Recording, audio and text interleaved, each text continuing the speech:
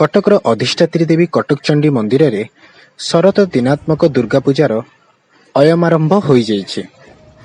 ସରକାରଙ୍କର Covid guideline ଅନୁସାରେ ସମସ୍ତ ଧର୍ମାନୁଷ୍ଠାନମାନଙ୍କୁ ସାଧାରଣ ଭକ୍ତ ପାଇଁ ବାରଣ କରାଯାଇଥିବା ବେଳେ କାଲି ମନ୍ଦିରର ସେବକମାନଙ୍କ ଦ୍ୱାରା ମନ୍ଦିରର ମୁଖ୍ୟ ଦ୍ୱାରକୁ କିଛି ସମୟ ପାଇଁ ଖୋଲାଯାଇଥିଲା। ଏହାର ସୁଯୋଗ ନେଇ ଅନେକ ଭକ୍ତ ମାଙ୍କୁ ଦର୍ଶନ କରିପାରିଥିଲେ।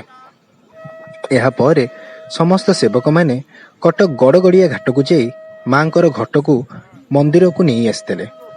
ଏହାପରେ ପୁନଶ୍ଚ ମନ୍ଦିରର ମୁଖ୍ୟ ଦ୍ୱାରକୁ ବନ୍ଦ କରାଯାଇଥିଲା।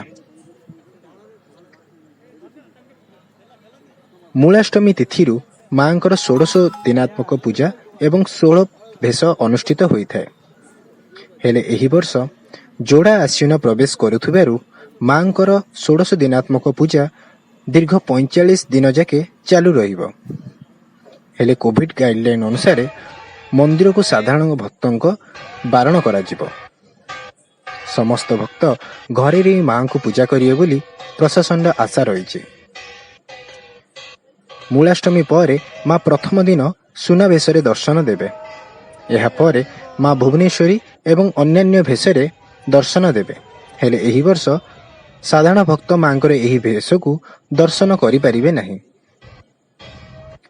କଟକରୁ କ୍ୟାମେରା ପର୍ସନ ସିପୁନଙ୍କ ସହ କିରଣ କୁମାର, ଆମେ ଓଡ଼ିଆ ଟିଭି।